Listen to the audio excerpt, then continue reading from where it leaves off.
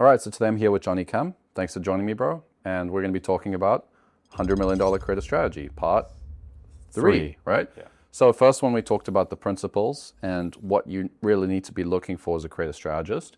Second one, we talked about how to actually craft winning concepts and the actual, process to go from zero to, your first 10 to 20 concepts on an account that you just started working on, and how do you make sure you have a really good hit rate and you're focusing on the right stuff.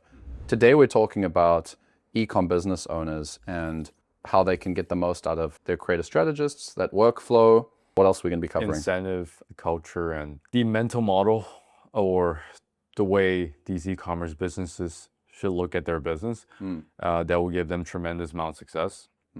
Because when you get it right, when you get the right workflow right, the right mindset right, you can have these creative strategies to run your business for you. Right? When you set up the right system, you only find yourself really just being in the tedious process, trying to train them, micromanage them, only because you guys don't have at least these things set up right when it comes to the mindset, the workflow. So today we're going to talk about that, mainly just how do you build literally a money machine, a creative engine for you, so that it kind of runs for you and without you having to really micromanage it. I've seen this work really, really well. Like, obviously, if you don't know, I've been coaching like over 100 creative strategists over the last few years. And some of the accounts that they work on, when they get into the account, because the right workflows in place, they're able to like 2-3x the business. Like the Ecom founder gets like a 2-3x growth in a single year. Whereas some other businesses, they could have like very good creative strategists, but because they have a particular workflow that they kind of box their creative strategists into, and they kind of like, make it difficult for the creative strategist to win, they're not able to create the same kind of growth in the same time, even if it's the same talent. So the workflow really makes a massive difference. And yeah, like the top guys in the game, they're making good money with a team basically doing the whole operation for them in terms of like, the front end. I know we're going to be talking a little bit about meta, and we're going to be talking about like how the whole process works. But before we get into that, I just want to quickly ask you, what's really the opportunity here? Like for both creative strategists and Ecom founders, like what are we really looking at when it comes to creative strategy? Yeah, I think that let's just start with why is a great opportunity for hiring more creative strategists. And you see there's a bunch of job posting every day, every couple hours, just like hey, I'm hiring a creative strategist. And the reason why is a massive opportunity for e-commerce founders that's growing from 100K to 500 or even 500 to 5 million. It's because, the Andromeda update for sure. It changed the way media buying is ran right now. And before, there's a lot of tweaks you can do with targeting and audience. You can find the right audience, etc. But it's commoditized right now. And Meta just pretty much just runs that for you, right?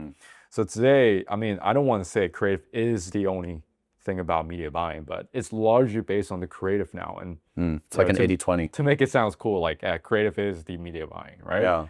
So the algorithm will kind of decide who's the best person, best audience to see that creative. So making that decision is going to largely entirely on the creative itself, the format you're going to use, the hooks, the body copy, right? Just how the creative looks itself. So if you really, really want to grow, you need to hire the right creative strategist. So that's like the main level that you're going to need when it comes to the ad account. So which means whoever owns your creative strategy will largely become the guy who is the growth engine behind your entire e-commerce business. So, obviously that's the opportunity, and e-commerce founder sees that, right? That creates a lot of jobs for a lot of copywriter, right? Because now, I can say that yesterday I made an intro and he got hired as a copywriter for an e-commerce company, and he was getting paid really, really good money for that. But, he's mostly just going to be taking care of mostly the long form and the short form guys, right? The ads, the emails, people don't really hire that for it anymore because that's where the opportunity is. Even the info guys, they're now looking to hire a full stack copywriter or someone that only takes care of the creative strategy behind the entire ad account, right? The format, the brief, even the copy itself. So I think that today, obviously you can see how the market shift a lot into just mostly the copywriters need to start taking care of a lot of brief, right?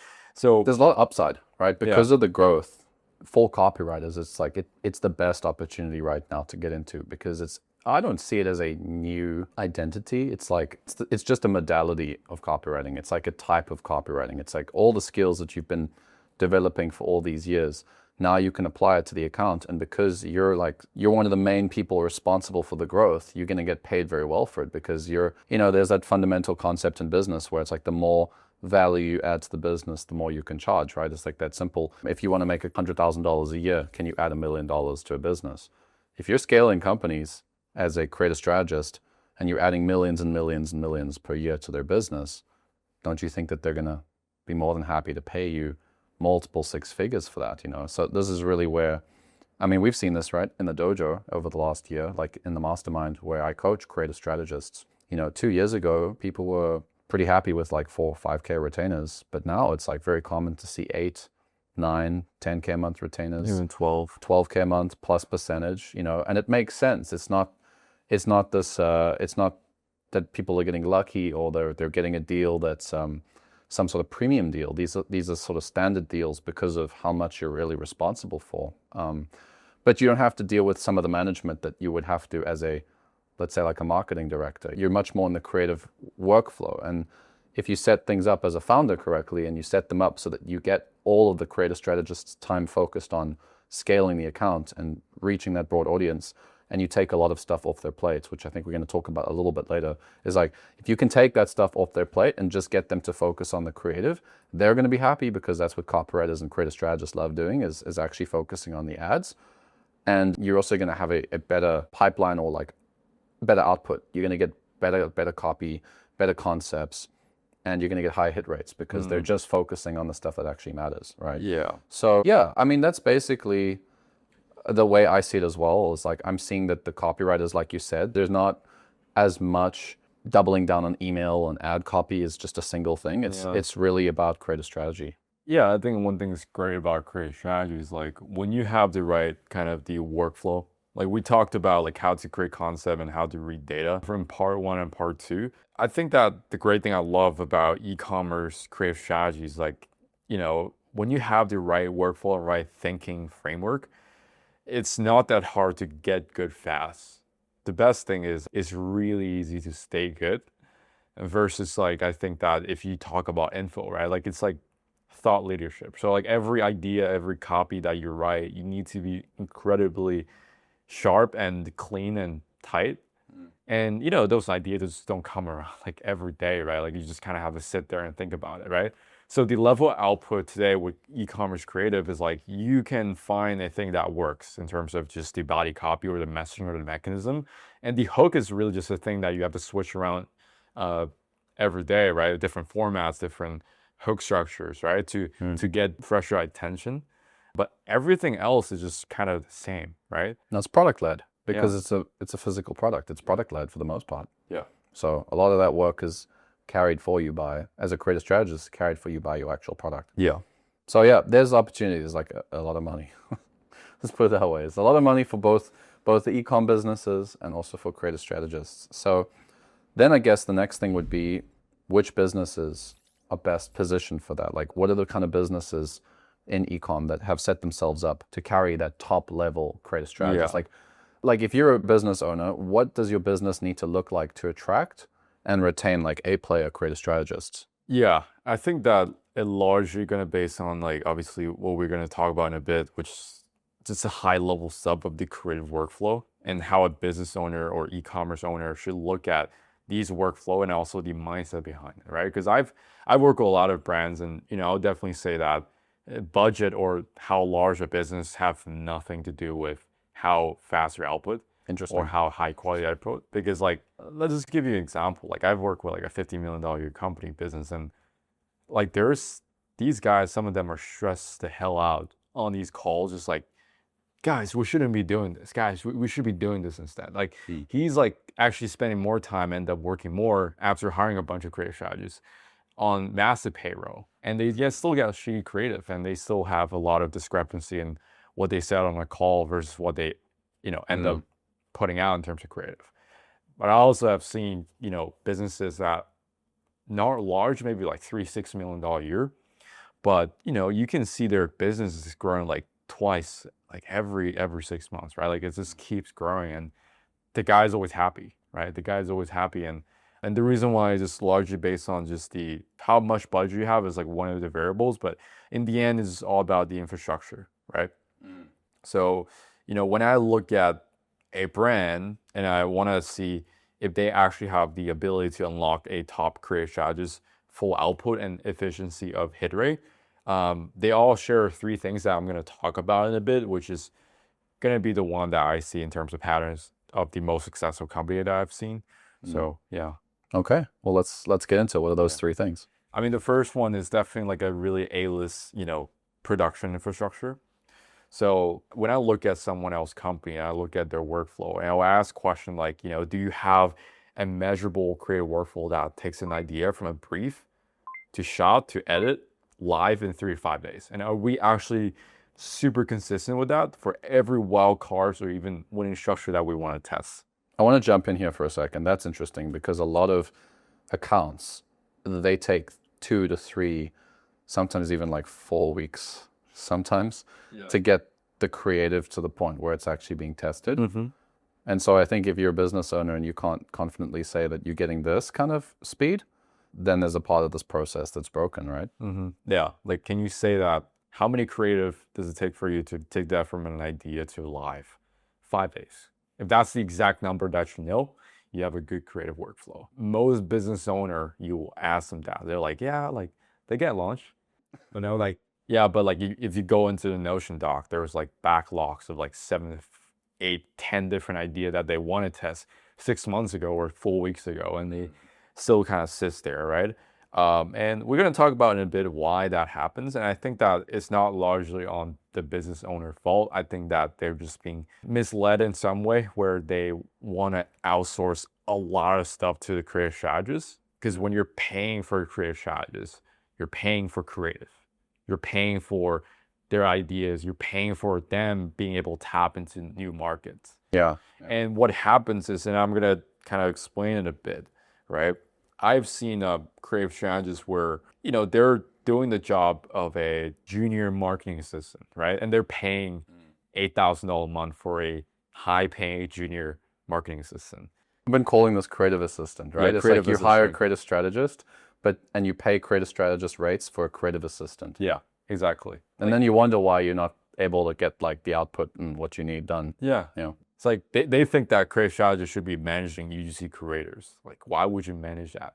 Some company will get them, hey, like you should tell the UGC creator what to do. Obviously, you write the brief. I mean, that's part of the job. But like, they will literally manage them and talk to them and negotiate with them, like through the Slack channel. They add them and let them to just manage that. And I don't think that's a good way to start. Or even they will have QA workflows where there are a lot of stupid typos within the edit, or like, a bunch of stuff that's already mentioned in the brief, and they still get them to QA those instead actually looking at those editors, like who are leading these editors. Like, why are we still sitting down and basically talking about typos? We should be talking about how can we make the creative better and stronger, and the visual, maybe using a different clip, because that's the main role of a creative strategist. So I see a lot of brands that kind of like don't have the perfect creative engine.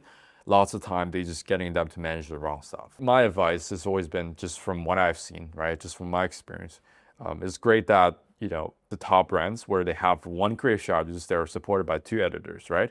But in the end, you still need a head of editor that are kind of managing the talent or the editors, and knowing this editor, like Jared, might be best at storytelling creative, or this editor is better at UGC creative, or this editor is better at animation or these AI slot video, right? So the ability or the strengths of each editor. And the best way is to have the head of editor just sourcing those by himself, right? Because you should just get the creative strategist and focus on creating the best brief, and you ship that out, and the editor just handles that for you. So they're not a creative manager. That's the thing, right? Because I think a lot of brands will think of a creative strategist maybe more towards like a creative director. Yeah. And then what is a director's role sometimes? I mean, I have a creative director. Yeah. And the creative director, he does manage the editors. Yeah. And he does get involved in the, we use ClickUp, right? But like, it doesn't matter if it's like you have Slack with Trello or like ClickUp or Notion or whatever your like internal tools are. Yeah. That, my creative director does a lot of that stuff.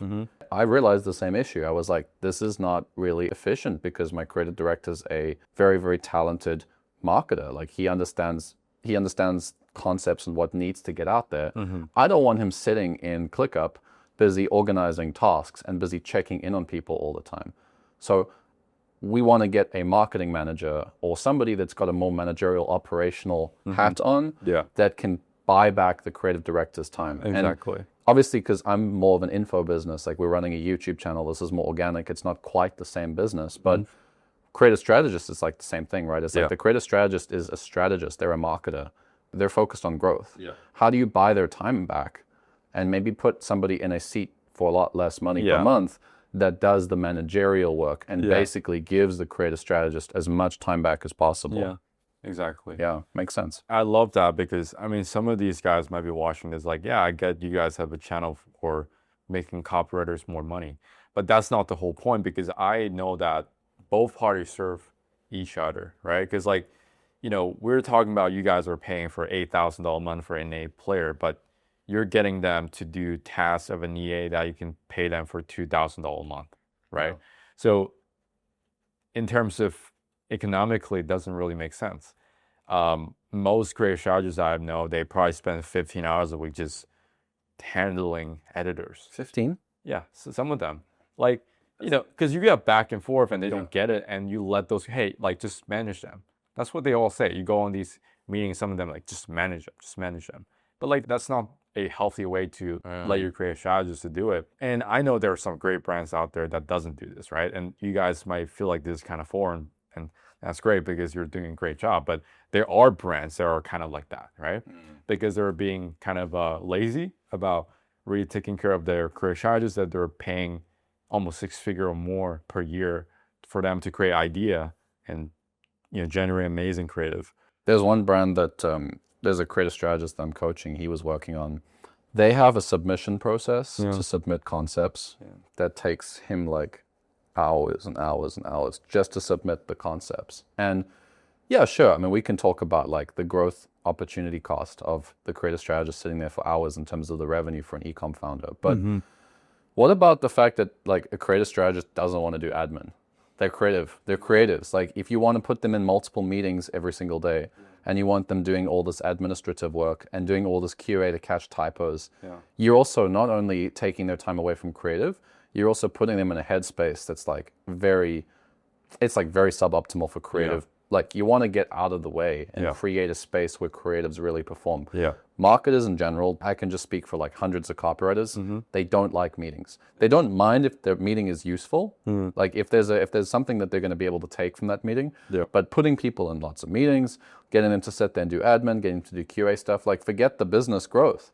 This is just why people will leave, because it's like, well, you know, maybe I'm getting paid $7,000 a month for this business. I don't really feel like we're growing the account very much. So like I'm not getting much ad spend, percentage on my ad spend because I'm not able to grow the account. But I'm also sitting and doing all this admin. Whereas this other company, they're super chill. They don't really expect me to be on 5 meetings a week. They get their priority is to always get me my time back so I can focus on what I'm really good at. And they're always thinking about how can we optimize and give this person all their time so that they can just do what they're good at. Even if they paid $6,000 a month instead of $7,000 a month, I think many copywriters and creative strategists would move to that client just to avoid having all those miserable meetings and all that admin. Yeah, they would much rather get paid like $3,000 less just to not go on these like crazy workflow or meetings. Like, I mean, just to summarize for everyone, you know, what is, you know, just the kind of my mental model when it comes to just the SOP. I think that each creative strategist, if they're supported by 2 to 3 editors, if you have the budget for it, I think it's great. And you have the head of editor, they're kind of managing the editors and knowing each editor's strengths and weaknesses. And then basically, when a creative strategist finishes a brief, you send that to obviously the ClickUp workflow, and then the head of editor just source that and basically assign those to the right editors, right? And then after that, let's say you have like a UGC, it has to be film. You have a UGC manager that kind of handles the creator, the brief, payments, and logistic, right? And the only responsibility from a creative strategist is to create a brief that it's clear for the UGC creator to film that, and also for the editor to edit that, right? Because the only responsibility of a creative strategist is to create a very clear brief and obviously turning that creative into a very successful live meta ad in the end, right?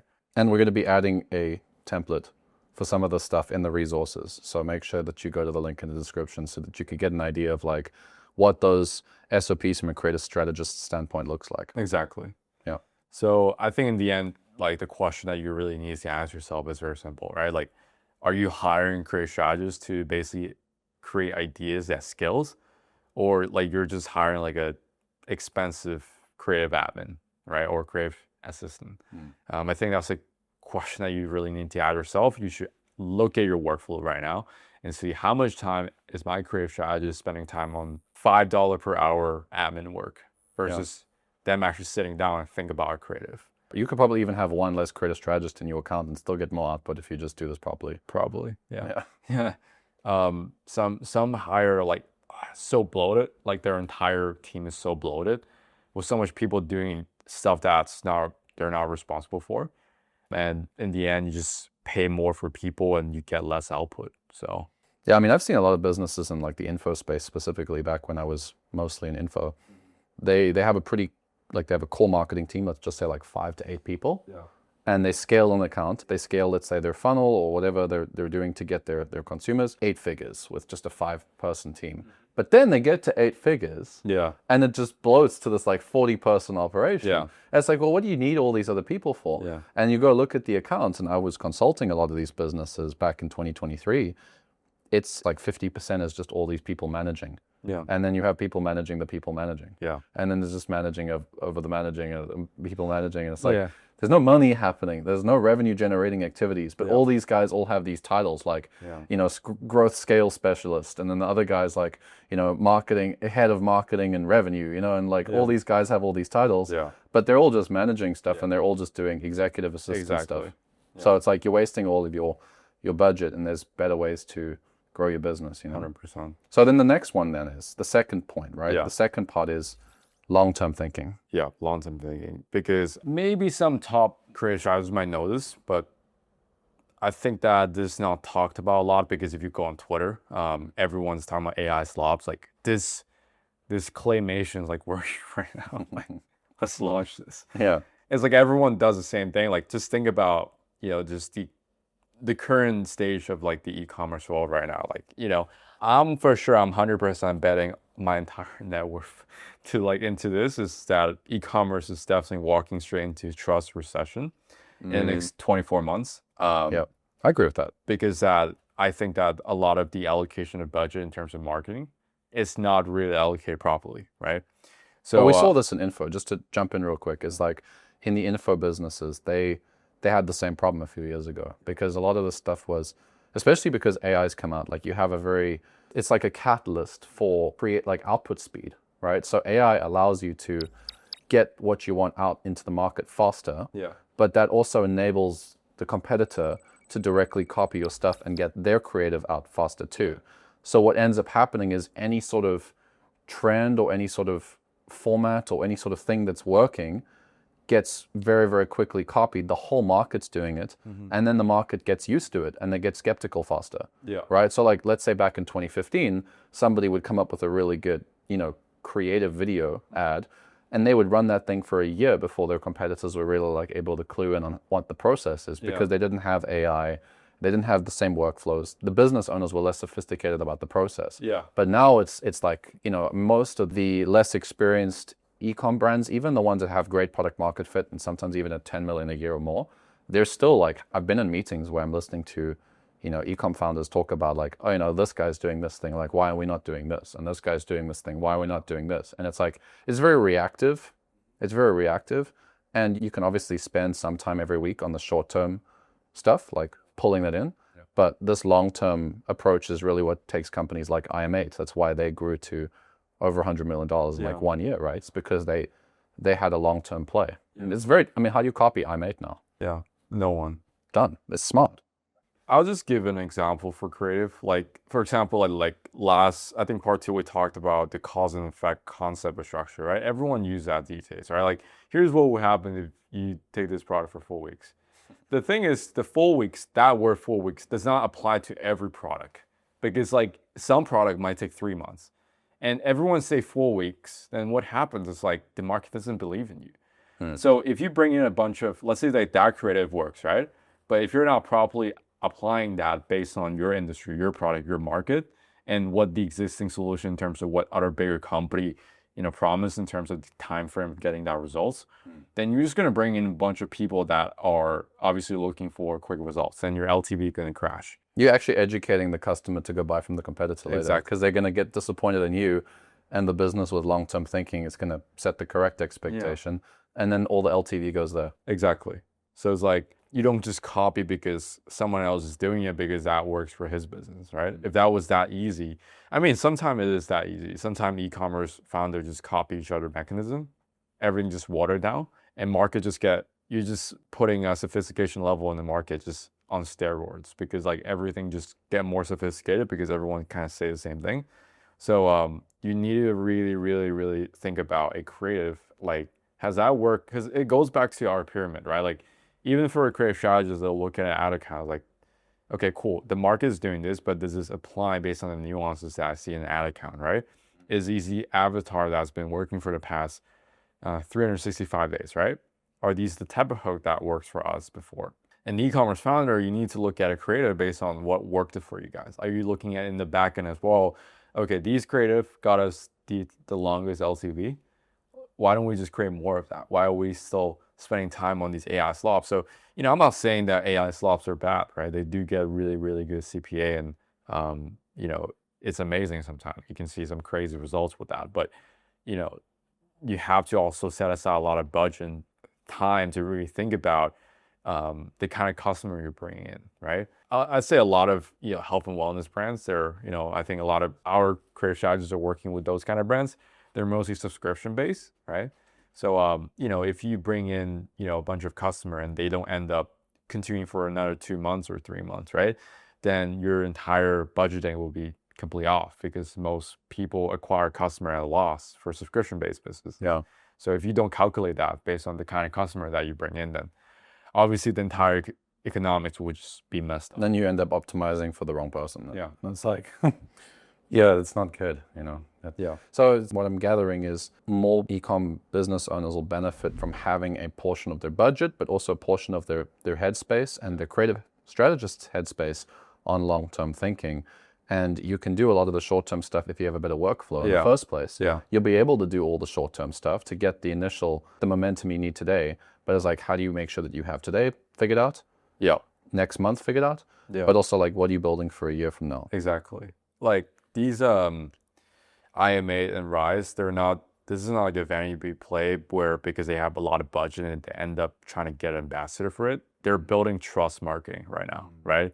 Because you have IMA have Beckham, Messi, Giannis Antetokounmpo, which is like an NBA champion, super famous, and Rise has Neil Patrick Harris. Like you have all these like ambassador for it. Like 24 months from now, people in their market is gonna get wiped out easily, right? Because no one's actually trying to go to them. You just have UGC guys versus like Beckham himself, Exactly. Yeah. So, I mean, Beckham, you can just use his face for the rest. You don't even need him to film more stuff, right? Like you can just use a couple clips that he did for you, and that can scale, right?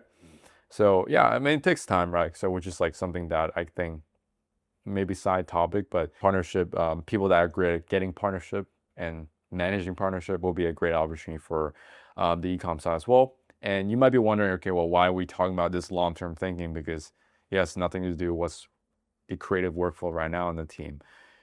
You need to think about this because you're also in the end, right? Just like any other company, you're building culture, but you're also building something that's where creative strategists want to be like, they want to feel like they're worth being in something that's actually meaningful, right? A lot of creative strategists brag about the accounts, like, let's say, for example, if they're working with Rise or IM8, Yeah. I can't say that I'm particularly coaching anybody there, but what I can say is that those creative strategists are pretty happy that they're working on those accounts. Yeah. Because they're like, yeah, I'm working on the IM8 account. It's like, Yeah. So that makes it easier. And then also actually does affect the creative workflow, right? Because if you have these ambassadors and you've set up partnerships and people like have more trust, then every test that you do on the account's got a higher percentage of being like a winner, right? Yeah. So you actually can test lots of stuff and still win, even if it's not the best ad. You're still improving. And I think that once the market sophisticates in whichever niche it is, then you actually have less work to do because they will just trust you. So it's just like, I mean, it's like my brand, you know, it's like I don't particularly spend, I'm not hustling my ass off every single day to produce content, but the people I want to talk to are watching my videos because I just focused on brand authority. Exactly. So yeah, I'm with you. So, I mean, if you have a company that goes out of business in 12 months, like, I think a creative strategy will probably sense that quicker than you. And they're probably going to move on to their next client, right? So, you have to really think about that, right? That's the most painful thing I've seen for like business owners. It's hard to watch because let's say the account is no longer working the way it was and things start kind of downtrending. It's very scary to watch it happen as a consultant or like as a coach, because I know that that's when the business owner really wants the team to help him.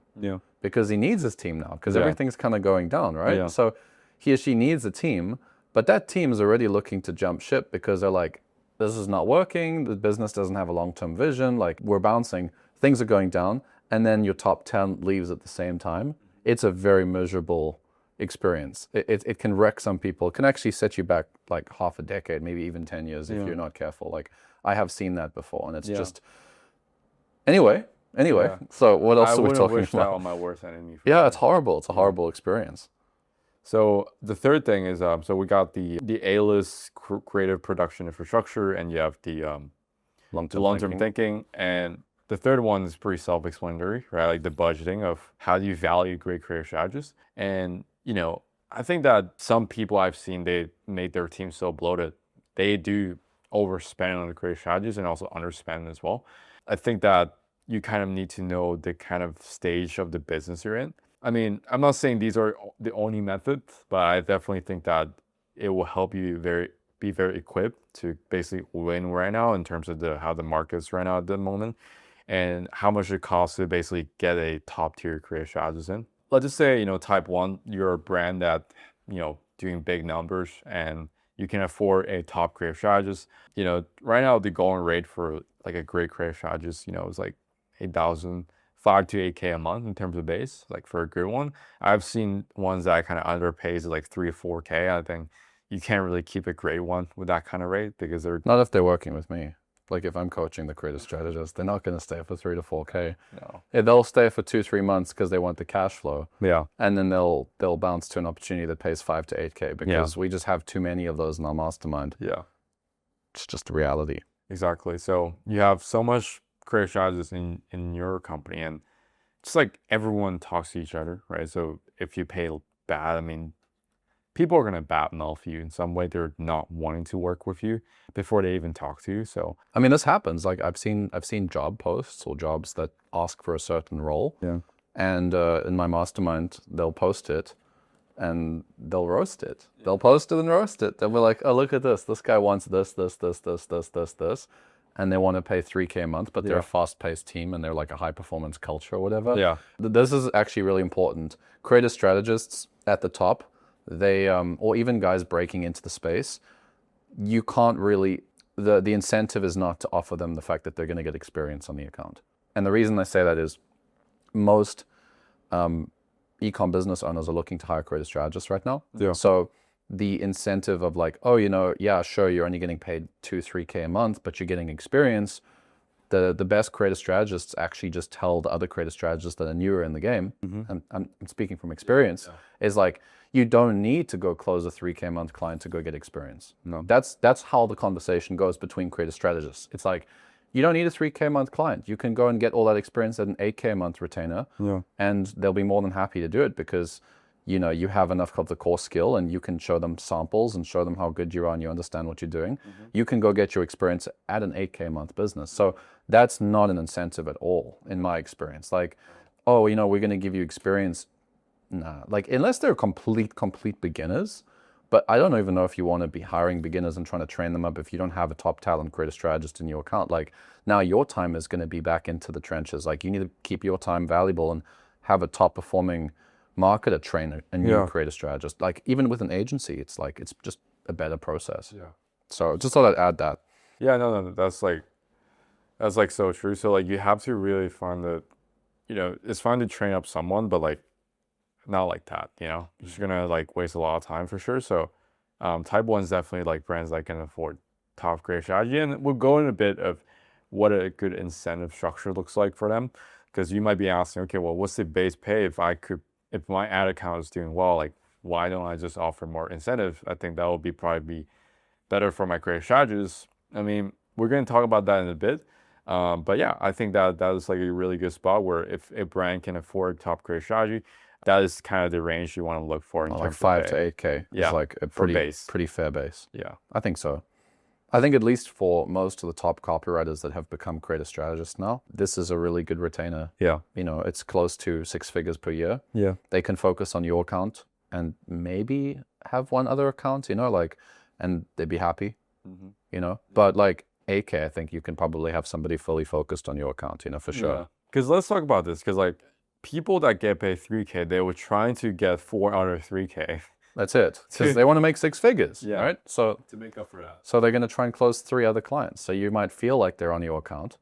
They say that they're on your account. Yeah. You're their main client. Yeah. And they say that to 3 of their clients. Yeah.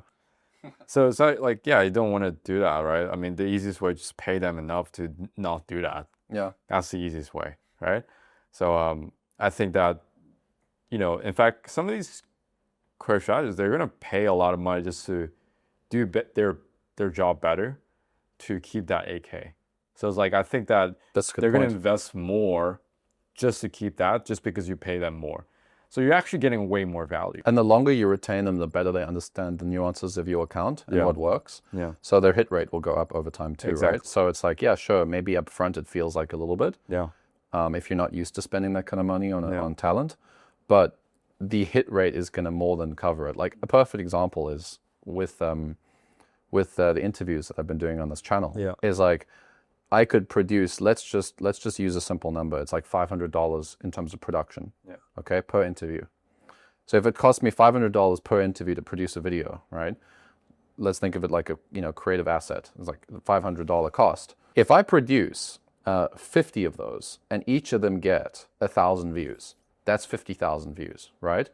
But if I just get one that's really, really good with the right person, maybe somebody like yourself, and it gets 50,000 views, that $500 is worth, 50 interviews. That's $25,000 of value if we're just focusing on pure volume. So getting the right creative into the actual account where they have a higher hit rate automatically means that every single dollar that you're investing in assets all across the board is going to give you more back. So you will save much more money like this in general, just based on the fact that you're going to get more attention for the same amount of, the production cost is like maybe 20% more, but the output is 2-3x more. It's just so much easier. Yeah, like, I mean, once again, you get what you pay for, right? Like, I mean, a lot of ecom guys definitely goes to a lot of Airbnb, and you can see like when you pay for something cheap, you're going to get bad stuff. Just the same goes for like a creative strategist, Yeah. So yeah, let's talk about type 2, which is brands that are kind of in the lower range. Maybe you're watching this, you're around like 30K, 100K revenue, and maybe that's a little bit stretch for you to hire someone like that. I think that if you're not at that stage where you can kind of carry like a top in-house strategist, you could go and try to maybe partner up with someone that's really good, really, really good, that done this dozens of times, multiple times, and you give them a piece of your business, maybe a percentage of a spend, around 10%. And, when they are able to also produce the full creative for you under their payroll, you're going to basically give them more ownership. And that's really good because you're going to able to get the top level of creative strategy while being able to partner with them so that, you're not giving a lot. I mean, if you give them 10% of the ad spend, sometime you can get the top level creative strategy, maybe even better. Maybe sometimes the top creative strategists would prefer this model. Yeah. Because they actually I get 10% of ad spend. If I can scale this guy to $300,000, $500,000 a month in ad spend from my creatives, I'm getting 30 to 50K. Yeah. Then you only have to pay when you scale. Yeah. That's it's a win-win. Yeah. So you actually get better marketers with this model than the other way around. Yeah, for sure. I think that some people are more control freaks. They don't want to give too much. I mean, once again, either make more money get a top creative strategist, or just partner up with someone like that, right? So I think that's a good spot. I think a lot of in fact, I've worked with a lot of top brands, and they still do hire agencies. So I mean, everyone's doing it. I mean, so if you're smaller ones, I mean, it will be a really, really good opportunity if you end up have the opportunity to work with a top agency and they're willing to take you on, for sure. So I think that's also good. So I have a lot of creative strategists, by the way, just for what it's worth. For creative strategists that are listening to this part, it's like, that is a really, really great way to advance your own career. Once you master creating the concepts and briefs or whatever you want to call the process, like, you can take a lot of that in-house to your, have your own team that produces the final asset, and you can partner up. And there are creative strategists that I work with that are actually doing this. So, just a heads up, if you're actually a brand that wants to partner up, I can set you up with some people. If you send me a message, go get the resources, and then you can opt in, and then I actually can potentially, you just tell me what you're looking for, and I know enough marketing talent that I can connect you with some people, and you can see if it's a fit. So they're happy to help you with that too. Absolutely. Great. So that's kind of like the two brands, or like kind of the three things that I see in terms of a very successful e-commerce company. So if you dial in three of these, I think that, the rest will just figure out itself, right? I love it. That sounds like pretty much the majority of what we wanted to cover today. Let's just, before we wrap up, let's talk about that incentive and retaining talent. Yeah. How do you incentivize and retain the top talent? Yeah, I mean, we talked about like somewhere around the 5 to 8K base range. I mean, that's the kind of range where the best talent kind of operates. And, if you're kind of like, hey, I just want to kind of pay them 5K, that's fine. You kind of want to run an incentive, or even some of the top guys, they do 8K plus incentive. So that makes it really sweet. So, so this structure will probably also incentivize the creative strategist himself, but also for you, because we talked about every e-commerce company, they want as many top of funnel ads, because that will actually grow the brand and gets more customer and get more spend.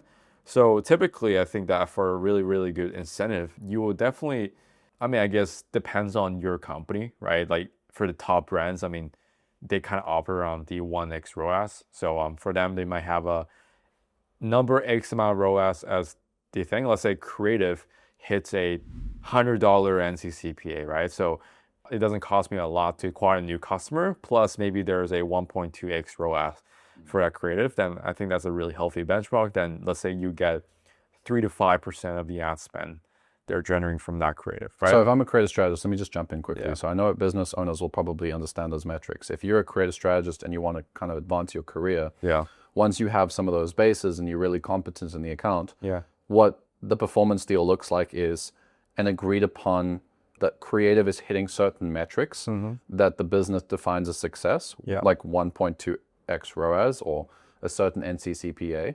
And if it hits that, and they scale that ad, whatever the ad spend is on that specific creative, they get 3 to 5%. Exactly. Okay. And you can even structure this, and some e-commerce founders know this, because some creative, you might ask, okay, at what spend should I like incentivize them? Because a creative can hit that and dies out really quickly. Then is that a winner? Like I might be losing money from that. Right. So what I like to structure is level 1 winners and level 2 winners, right? So for example, let's just say if it hits like, I don't know, $100 NCCPA because maybe it works with your economics, and then 1.2x ROAS, great. So great metrics, only 1K spend. So I would consider as like a level 1 winner, right? A level 2 winner, maybe a 10,000 spend, but still keeping at that same metrics. So then what you can do is basically from level 1, you can incentivize them like, I don't know, 2% of ad spend, right? Then probably makes sense with your numbers. And when it hit level 2, then we can give them 4% or 5% of the ad spend, right? Because when it hits around 10,000 spend, it's around that metric. To scale that, it's like, you're going to keep it around there. Maybe a little bit more expensive, but you're going to stay around there. If you hit 10,000 spend, usually from what I've seen, and it's still at a very healthy metrics, and it's not going to really die out quickly. So you can give them level 1 winner and level 2 winners. That makes a lot of sense. Right. So, and that also helps your media buyer when they're making decision in the ad account, right? They can go and click up and see these are level 1, level 2, right? So once again, that also helps your creative workflow, because you're going to be able to see, based on different creative, are they kind of still level 1, so you're still testing to see that might die out quickly or it might keep it there, or they're level 2, so they're actually solidified winners that I know that if I just increase the spending per day, it's probably going to grow my company, right? So yeah, I think I like to kind of look at it that way. So once again, right, you have a base plus incentive, and incentive is could be a NCCPA plus a certain level ROAS, or you're now actually losing money. Maybe could be a little bit different. Some brands are willing to lose money on front end if there's a subscription business. And obviously from there on, you can have level 1, level 2 winners based on a specific spend, right? So it could be 1,000 spend or 10,000 spend. Once again, you need to do your own numbers. So you're going to find out that answer from there. So that's pretty much. It changes depending on the account. And yeah. Maybe 12 months from now, it'll be a little different anyway, right? Yeah. So you just got to be able to use the principles we've talked about. Exactly. To figure it out correctly. Yeah. So that is pretty much the incentive. I think anything outside of that, it's like, I don't think it really makes sense, because this incentive is going to really incentivize you as an e-commerce founder to get more top of funnel ads. Also for the creative strategist to, make more money, right?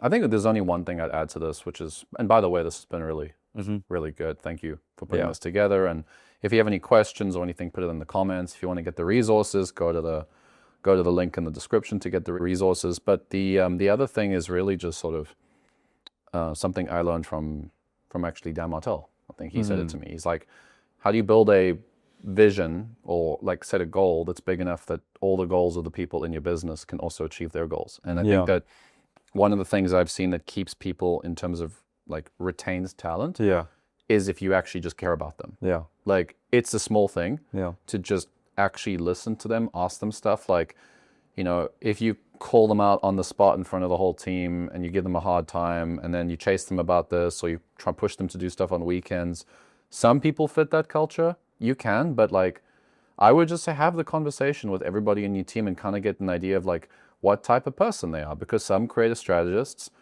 they're creatives. Creatives are quite fragile. Sometimes they don't like to get feedback so aggressively. Like they appreciate it if you can handle it in a certain way. So every single creative, they've got, the better they are as a marketer. I think that there's always like something that they don't have because of that. So for example, some incredible marketers, they can be quite fragile sometimes, whereas other marketers might overwork themselves sometimes and they just say yes to everything. And so you just kind of have to know like what's their one sort of like weak spot so that you can think about them and have a conversation with them and just sort of see how you can set them up. And if you're already at a stage where you're not even involved in the marketing department and like you're running this with a marketing director or something, same thing for them. Like let the marketing director actually consider and see what the team actually wants. Because if you can match some of the things that they want from the relationship and some of the goals that they have, and you can see how you can support them there, people stay. There's a lot of marketing managers, for example, that I've seen that they come in as a manager. So their job is like to micromanage the account. And then they sort of start to create a little bit of a toxic culture where they control everybody because they feel like that's their job. And you don't see this because you've delegated that management to your marketing manager. But the creative team gets completely stifled by that because they hate the fact that this person's micromanaging. But they also respect you. So they don't want to necessarily like, avoid, like go past the marketing manager or past the marketing director and try to talk directly to you. They want to respect the org structure that you put in place. So that's very challenging sometimes, is like, how do you make sure that the people that are running the operation are maintaining the quality of the culture and sort of the vision that you have for how you want to take care of everybody? I think it's just honestly just being like focused on the people. If you can solve all the other workflow stuff and you can solve a lot of the like performance stuff that you need in the account, then you can just focus on leadership because you don't have to worry so much about. I think a lot of founders get super stressed out and they're in a space where they can actually kind of like react aggressively because they don't have the right workflows and they don't have some of the stuff we're talking about. They keep losing talent. They have to keep micromanaging creators. They have this problem. They have this problem. That gives you an edge, and creatives don't particularly like dealing with people with edges, right? So if you can fix all this stuff, then you can go back to, one of the most important things that you need to do as a leader, which is just take care of your team and be a place where they can grow and they can kind of like look to you to, advance in their career. So 100%. just thought I'd add that. And go get the resources. Thank you so much for watching. We have some more secrets coming up next time, but I'm not going to reveal what those are. Yeah. So yeah, thank you for this. Of course. Okay, chat soon. Take care.